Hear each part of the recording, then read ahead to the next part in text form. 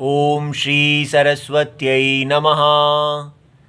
सप्तविंशत्यधिकशततमी कक्षा। आज का विषय है सूत्रम परः सन्निकर्षः संहिता 14109। लेकिन ये सूत्र कहाँ से आ गया?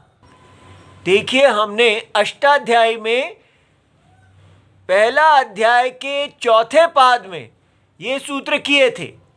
लहा परस्मय पद ये 99 और तंगानाव आत्मने पदम 100।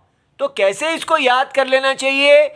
ये पहले दो सूत्र जो हैं ये परस्मय आत्मने पद संज्ञा करने वाले हैं।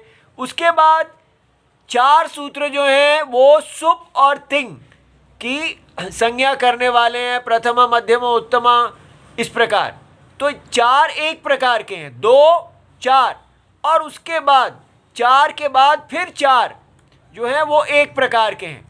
क्या उनका एक प्रकार है? वो युष्मत, अस्मत और प्रथमा।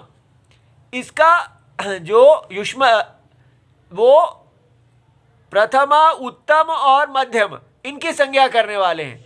फिर इसके बाद ये 9वां सूत्र है 109 परः सन्निकर्षः संहिता। ये अब हम देखने लगे हैं। तो ये क्या है? परः प्रथमा विभक्ति एक वचनम, सन्निकर्ष प्रथमा विभक्ति एक वचनम और संहिता प्रथमा विभक्ति एक वचनम। ये रामवत हैं और ये रमा आकारांत स्त्रीलिंग है। अब इनके अर्थ देखते हैं। वैसे तो सीधा बनता है परः सन्निकर्षः संहिता संज्ञा का भवति, ऐसा। लेकिन इसको अर्थ को खोलना होगा कि बहुत अधिक पास आना संहिता संज्ञा वाला होता है।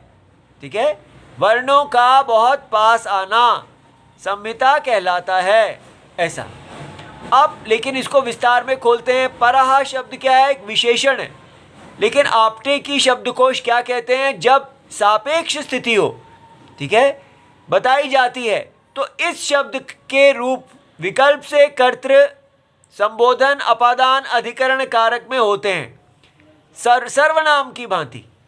तो अर्थात जैसे परः है तो परः संबोधन में है, पर अपादान में हो जाएगा, परस्मात् अधिकरण में परस्मिन। तो अब हमें देखना है क्या यहाँ सर्वनाम है या विशेषण है।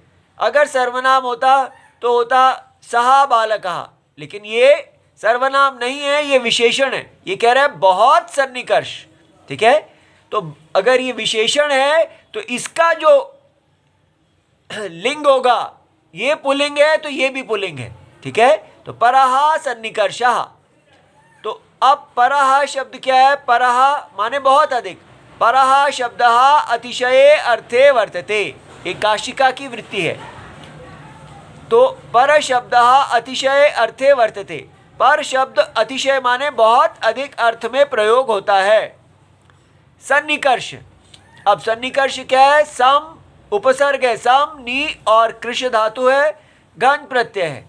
इसके अर्थ दिए हैं निकट, खींचना, कर्षति है ना, कृष्ण में भी यही लगता है। सामीप्य या उपस्थिति। तो हमारे यहाँ दूसरा और तीसरा अर्थ ठीक बैठ रहा है। ठीक है, तो वर्णों का समीप होना, वर्णों की समीप की उपस्थिति, तो दूसरा सबसे अच्छा है। तो इसका अर्थ दिया गया है प्रत्यासत्ति, प्रति आसत्ति। सत माने आना, समय और स्थान की दृष्टि से अत्यंत समीप। तो यहाँ पर स्थान नहीं है, समय है, काल। उनका पास जो आना है, काल में बहुत पास आ जाता है। कैसे काल में है? देखिए इसकी वृत्ति। परः यह सन्निकर्षः, बहुत अधिक जो सन्निकर्ष है, किसका? वर्णानाम, वर्णों का, षष्ठी बहुवचनम। वो कितना बहुत अधिक, किसको कहते हैं आप? अर्धमात्रा काल व्यवधानम।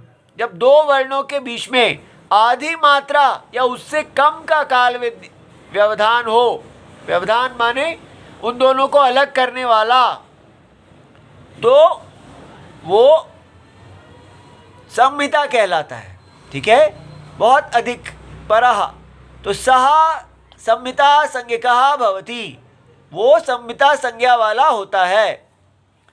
जैसे उदाहरण देखिए, दधि अत्र, अगर हम ऐसे बोलते हैं दधि अत्र, तो यहाँ अर्धकाल से अधिक हमने समय ले लिया।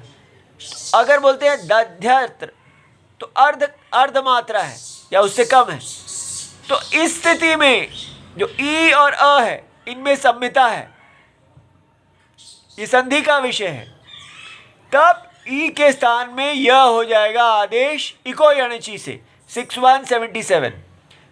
तो इसका अब जो उच्चारण था ई और अ का से जो ध्वनि आ रही थी वो अब यह बन जाएगी।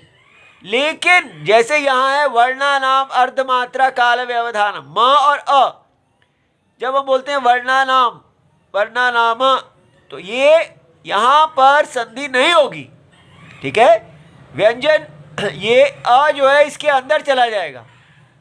तो चाहे वो अर्धमात्रा से कम है, लेकिन कोई सूत्र है ही नहीं जो कहता है कि इनका यहाँ पर वाणी जो नया ध्वनि आ जाएगी। अगर आवाज बदले, ध्वनि बदले, तो ये संहिता कहलाता है। तो यहाँ पर सीधा अंदर चला जाएगा, ठीक है। इसको संहिता नहीं कहेंगे। इति सर्वम शिवम प्रणाम।